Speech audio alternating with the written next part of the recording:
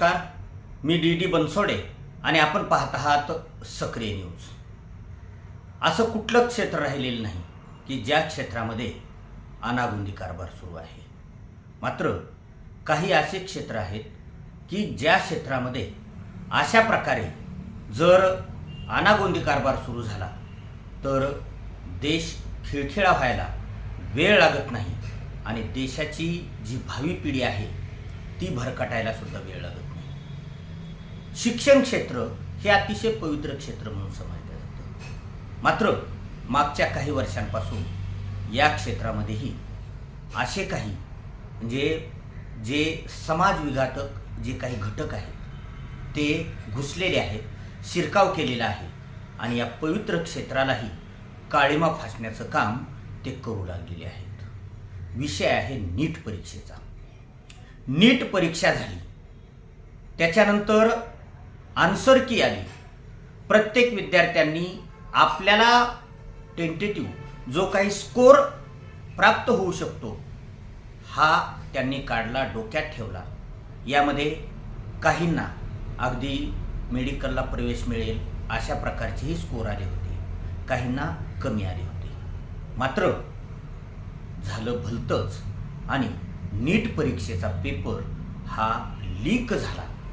Leak म्हणण्यापेक्षा हा समाज विघातक घटकांनी फोडला अशा प्रकारची घटना समोर आली आणि शिक्षण क्षेत्रावर मोठं संकट कोसळलं। आता आपण पाहतो अनेकांना पालकांसहित मुलांपेक्षा पालकांना जास्त आपल्या मुलीने डॉक्टर व्हावं आणि तेही MBBSच व्हावं अशा प्रकारची इच्छा बाळगून ते आपलं कुटुंब मायग्रेट करतात आणि कोचिंग क्लासेससाठी त्या विद्यार्थ्यांना त्या ठिकाणी ठेवतात, घर करतात। त्यांचं मूळ राहतं घर, काम करण्याचं क्षेत्र अगदी त्याच्यापासून कित्येक किलोमीटर अंतरावर असतं।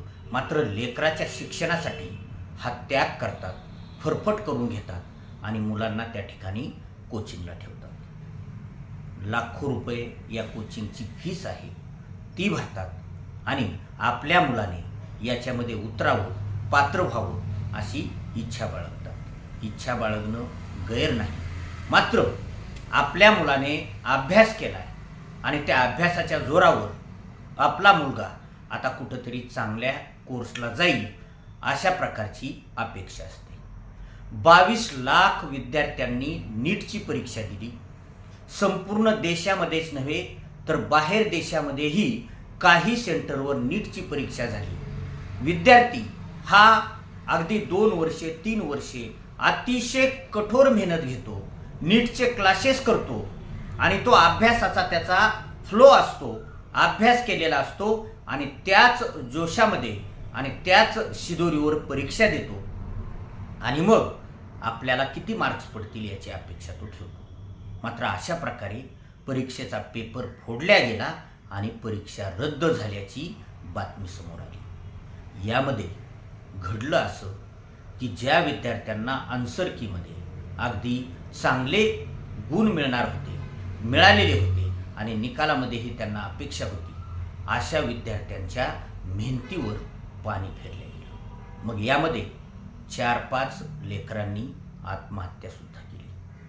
आत्महत्या नव्हे, हा प्रशासनाच्या आणि यंत्रणेचे हे बळी आहेत। मात्र आता परीक्षा रद्द झालेली आहे, नवीन परीक्षेची तारीखही जाहीर झालेली आहे। यामध्ये ज्यांना गुण जास्त मिळणार होते त्यांना तेवढे मिळतीलच अशी आता गॅरंटी देता येत नाही आणि ज्यांना कमी मिळालेले होते कदाचित त्यांना जास्त मिळतील। मात्र आता इथून पुढं या मधल्या पिरियडमध्ये खरी कसोटी आहे ती पालकांची याच्यासाठी की आता कित्येक लेकरांनी आन्सर कीमधून आपला स्कोर काढलेला होता आणि आता येणाऱ्या परीक्षेमध्ये तेवढा स्कोर येईल की नाही अशा प्रकारची एक भीती त्यांच्या मनामध्ये आहे। ठीक आहे, आता अनेकांना आन्सर कीमध्ये जरी जास्त स्कोर मिळत असला तरी पुढच्या परीक्षेमध्ये तेवढाच स्कोर येईल। दुर्दैवाने असं काहीच्या बाबतीत म्हणजे घडू शकतं, त्यांना तेवढा स्कोर येऊ शकत नाही। मग मुलांचे जे मन आहे ते अगदी डायव्हर्ट होतात. काही जण डिप्रेशनमध्ये सुद्धा जाण्याची शक्यता आहे. म्हणून पालकांनी आता एकच करणं गरजेचं आहे. ठीक आहे, जे झालं ते झालं. नीटचा पेपर फुटला, त्याच्यामध्ये कुणी फोडला हे संशयित आरोपी काही जण अटक झालेले आहेत. परीक्षेची तारीख जाहीर झालेली आहे.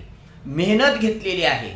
मात्र आता मेहनत जरी घेतली आणि पुढं इच्छित किंवा अपेक्षित अशा प्रकारचं जरी यश नाही आलं तरी काहीही हरकत नाही. कसल्याही प्रकारचा ताण घेऊ नकोस. अशा प्रकारचं ही काही एकमेव परीक्षा नाही किंवा आयुष्यामध्ये ही एकमेवच संधी नाही. अशा प्रकारची काउन्सिलिंग करणं, त्या लेकरांची काउन्सिलिंग करणं हे पालकांचं कर्तव्य आहे. काही ठिकाणी काउन्सिलर असतात, काही ठिकाणी शिक्षक असतात. त्यांनीही विद्यार्थ्यांना अगदी विश्वास दिला पाहिजे आणि त्यांना चांगल्या प्रकारे सांगितलं पाहिजे की आता परीक्षेला सामोरे जा. कारण आता गॅप पडलेला आहे.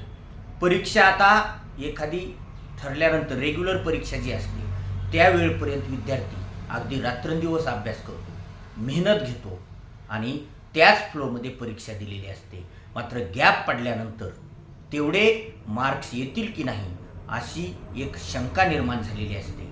आणि म्हणून अशा प्रकारे मुलांनी जर आता आन्सर कीमध्ये मागच्या परीक्षेमध्ये चांगला स्कोर मिळालेला आहे आणि पुढं जर दुर्दैवाने त्याला जर तेवढा स्कोर नाही मिळाला तर त्याचा परिणाम त्याच्या मनावर होऊ नये, त्याच्या अगदी बोलण्या चालण्यावर होऊ नये, त्याच्या वागण्यावर होऊ नये किंवा तो म्हणजे डिप्रेशनमध्ये जाऊ नये. याच्यासाठी पालकांनी आता त्या मुलाला अगदी अशा गोष्टी घडत असतात म्हणण्यापेक्षा अनेक संकटांना आयुष्यामध्ये सामोरं जावं लागतं आणि कुठलीही गोष्ट ही अंतिम नसते.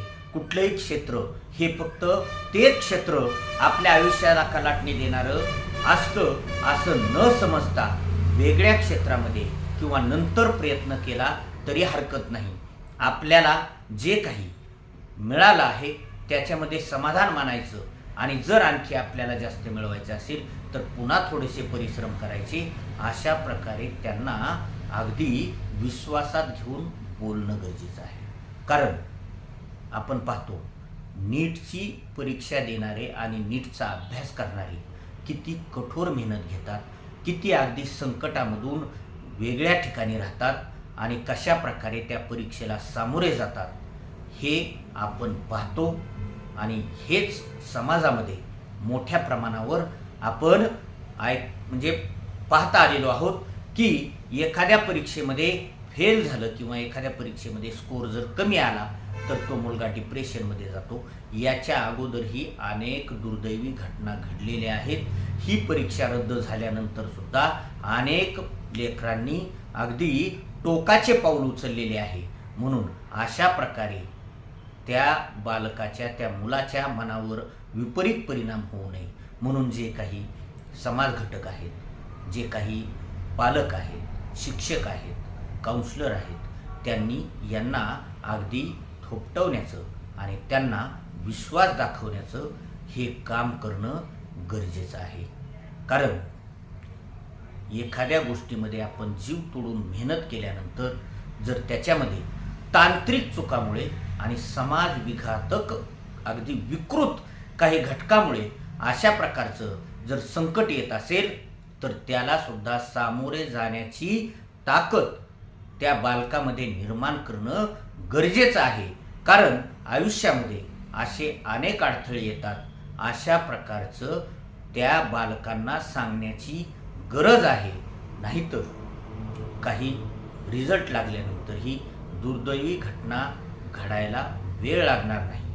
मात्र पालकांची भूमिका याच्यामध्ये आता महत्त्वाची आहे.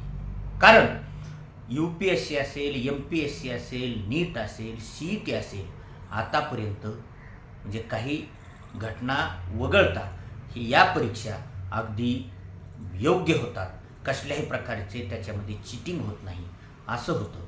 मात्र हे घडलंय आणि 22 ते 23 लाख विद्यार्थ्यांच्या परिश्रमावर आणि त्यांच्या अपेक्षेवर पाणी फेरण्याचं काम या काही लोकांनी केलेलं आहे.